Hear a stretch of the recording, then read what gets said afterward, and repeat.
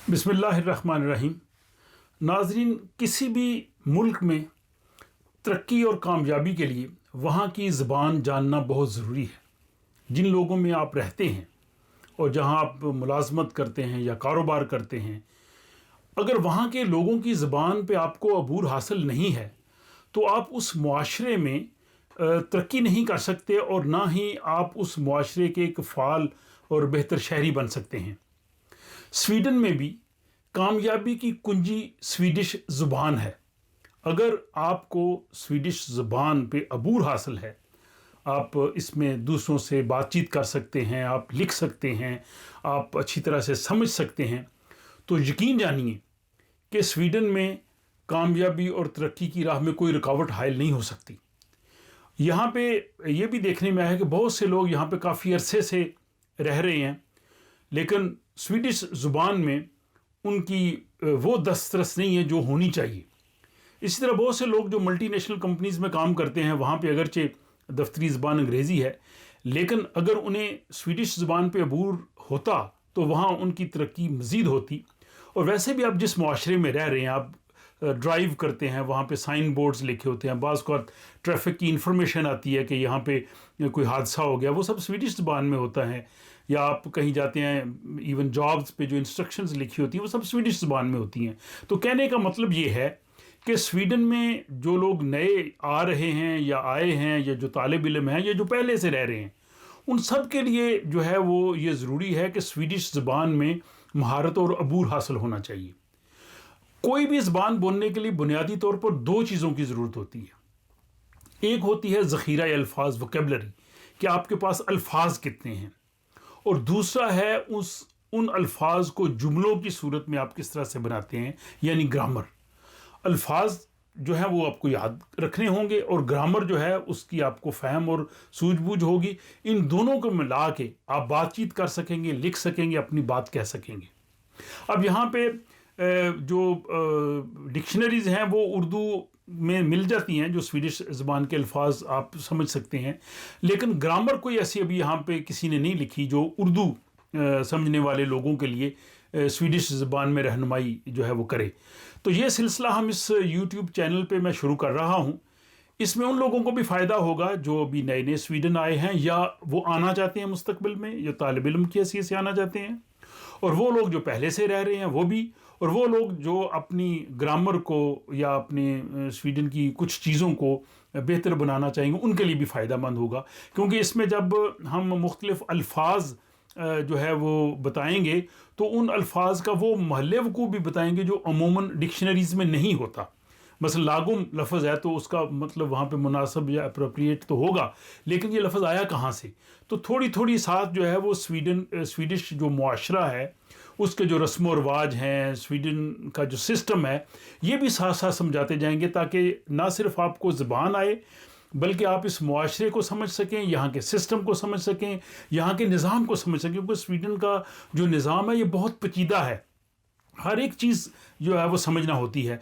तो ये सिलसिला इंशाअल्लाह ना सिर्फ स्वीडिश ज़बान सीखने के हवाले से आपके लिए फ़ायदेमंद होगा, बल्कि स्वीडिश मुआशरे को और सिस्टम को समझने के लिए भी फ़ायदेमंद होगा। और आप इन अक़सात को देखते रहिए और इससे इंशाअल्लाह आप बातचीत कर सकेंगे, दूसरों की बातचीत सुन सकेंगे। अगर कहीं स्वीडिश मुआशरे में लोगों में बैठेंगे तो आप जो है वो उन चीज़ों को भी समझ सकेंगे जो उनकी मुआशरती नौइयत की जो है वो चीज़ें होती हैं। तो मैं ये कह रहा था कि स्वीडिश ज़बान का थोड़ा सा मैं आपको मज़ीद तारफ़ करवा दूँ। स्वीडिश ज़बान जो है, ज़बानों के दुनिया में बुनियादी तौर पर 6 बड़े जो हैं वो ग्रुप हैं, और स्वीडिश ज़बान जो है वो इंडो यूरोपियन जो ग्रुप है, वो ज़बानों के बहुत बड़ा ग्रुप है, उसमें शामिल है। इस ग्रुप में हमारी अपनी उर्दू ज़बान, हिंदी ज़बान, जर्मन, इंग्लिश, ये सारी ज़बानें इसमें शामिल है। इस ग्रुप का एक छोटा और ग्रुप है जिसको इंडो जर्मिक लैंग्वेज कहते हैं। तो ये स्वीडिश उस ज़बान का हिस्सा है। इसकी ग्रामर में, इसके बहुत से अल्फाज में जो है वो जर्मन ज़बान, उसका बहुत ज़्यादा असर है। और बहुत से अल्फाज भी, तलफ़्फ़ुज़ भी, जैसे जे का तलफ़्फ़ुज़ है वो हम वैसे ही बोलते हैं जैसे जो है वो जर्मन में बोला जाता है। बाज़ वोवल का तलफ़्फ़ुज़ भी हम उसी तरह से अदा करते हैं जैसे जर्मन लोग करते हैं। बहुत से अल्फाज जर्मन ज़बान के हैं और ग्रामर पे तो बहुत ज़्यादा जो है वो जर्मन का इसमें असर है। دوسری سویڈش زبان کوئی ایک چھوٹی زبان نہیں ہے، اگرچہ یہ جو ہے وہ 10 ملین لوگوں کی زبان ہے، لیکن یہ بہت پرانی زبان ہے اور یہ بہت وسیع زبان ہے، اس کا ذخیرہ الفاظ بہت بڑا ہے۔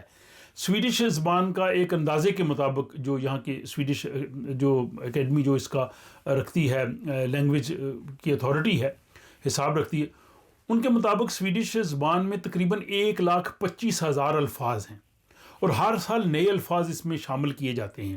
میں سمجھتا ہوں کہ دنیا کی بڑی بڑی زبانوں سے بھی سویڈش زبان جو ہے اس کا ذخیرہ الفاظ زیادہ ہے، اور بعض صورتوں میں انگلش بہت بڑی زبان ہے، لیکن بعض صورتوں میں سویڈش زبان میں ایک لفظ کے کہنے کے لیے سویڈش زبان میں مختلف الفاظ ہیں، لیکن انگریزی میں صرف ایک ہی لفظ ہوتا ہے۔ میں آپ کو ایک مثال دیتا ہوں، انگلش زبان میں چینج کا لفظ ہے۔ چینج جو ہے وہ ہر صورتحال کے لیے آتا ہے، آپ کپڑے چینج کر رہے ہیں، آپ کرنسی چینج کر رہے ہیں، آپ گیئر چینج کر رہے ہیں، آپ اپنا ذہن چینج کر رہے ہیں، یا اگر آپ اپنا جاب چینج کر رہے ہیں، ہر جگہ پہ چینج کا ہی لفظ ہے۔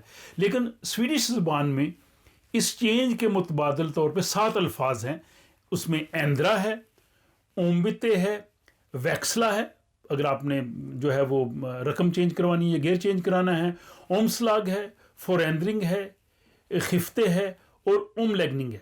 تو یہ آپ دیکھیں کہ ایک چینج کے یہاں پہ کتنے الفاظ، اس لیے جو لوگ گوگل ٹرانسلیشن کرتے ہیں ان کے لیے جو ہے وہ دقت پیش آتی ہے، وہ صحیح طرح سے ہو نہیں سکتی۔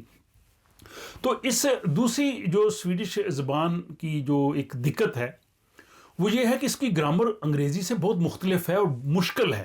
اگر میں سویڈش زبان کو انگریزی زبان کے ساتھ موازنہ کروں تو انگریزی بہت آسان زبان ہے۔ سویڈش زبان میں جو اسم ہوتے ہیں، نون، اس میں جو ایڈجیکٹو ہیں، اسم صفت جو ہے، پروناؤن جو ہیں، اس میں ضمیر جو ہے، اس کے علاوہ اس میں جو سنگولر اور پلورل ہم بناتے ہیں، واحد جمع، اور اس کے جو واولز ہیں، یہ بہت مشکل ہیں۔ لیکن آپ گھبرائیے نہیں، آپ کو تھوڑا تھوڑا میں اس طریقے سے سمجھاؤں گا، اور ساتھ آپ اپنی جو بکس ہیں ان کو بھی دیکھتے جائیں گے تو آپ ان پہ جو ہے وہ آپ کو عبور ہوگا، کیونکہ گرامر جو ہے وہ بہت مشکل ہوتی ہے۔ اسکولوں میں جب پڑھاتے ہیں وہ تو تمام اسٹوڈنٹس کے لیے ایک جیسا پڑھاتے ہیں، تو ہم جو گرامر پڑھ کے آئے ہوتے ہیں اردو میں یا انگریزی میں، یہاں پہ مشکل ہوتی ہے۔ انگلش میں تو سویڈش گرامر مل جاتی ہے، لیکن اردو میں مشکل ہے وہ کہ وہ ملتی نہیں ہے۔ تو لیکن میں کوشش کروں گا کہ ان چیزوں سے بھی آپ کو میں آشنا کراتا جاؤں۔ اور جیسے کہ میں گرامر میں کہہ رہا تھا کہ انگریزی میں مثلاً ورب کی 3 حالتیں ہوتی ہیں، اسکولوں میں بھی ہم پڑھاتے تھے، گو، وینٹ، گون۔ ہمارے ٹیچر جو ہے وہ مار مار کے بچوں کو وہ جو ہے وہ ورب کی فارمز یاد کرواتے تھے، ٹینسز یاد کرواتے تھے۔ لیکن یہاں زیادہ پیچیدہ صورتحال ہے، یہاں ورب کی 3 فارمیں نہیں ہیں، 5 یا 6 فارمز ہیں۔ مثلاً انگلش میں رائٹ ہے، رائٹ، روٹ، ریٹن، 3 ہے، بس کام ختم ہو گیا۔ لیکن سویڈش میں کیسے ہے؟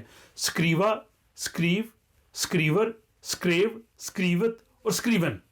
تو یہ دیکھیے کہ ایک جو سکریوا ہے یا سکریو ہے، رائٹ ہے، اس کی کتنی حالتیں بدلتی ہیں ٹینس کے اعتبار سے۔ تو اس لحاظ سے یہ ایک تھوڑی مشکل ہے، لیکن آہستہ آہستہ جب آپ مختلف سیریز میں یہ چیزیں لیں گے، ایک ایک میں ایک ایک چیز ہم لیں گے، ایڈجیکٹو لیں گے، واحد جمع لیں گے، اور جو نون ہے اس میں این اور ایت، یہ مشکل لوگوں کو پیش آتی ہے۔ یہ ساری چیزیں انشاءاللہ میں کوشش کروں گا کہ آسان طریقے سے آپ کو پیش کروں۔ لیکن اس سے پہلے آپ مجھے یہ بتائیے کہ کیا یہ سلسلہ آپ کو پسند آئے گا؟ آپ اس بارے میں مجھے اپنی رائے سے ضرور آگاہ کیجیے، کیونکہ اس میں ظاہر کافی محنت ہوگی، اور میں یہ چاہوں گا کہ اگر آپ لوگ اس کو پسند کریں، آپ لوگوں کی جانب سے کمنٹس آئیں یا آپ اس ویڈیو کو شیئر کریں، تو اس سے مجھے یہ اندازہ ہو سکے گا کہ لوگ اس کو پسند کریں گے، تو پھر انشاءاللہ میں یہ سلسلہ شروع کروں گا۔ اپنا خیال رکھیے اور مجھے اجازت دیجیے۔ خدا حافظ۔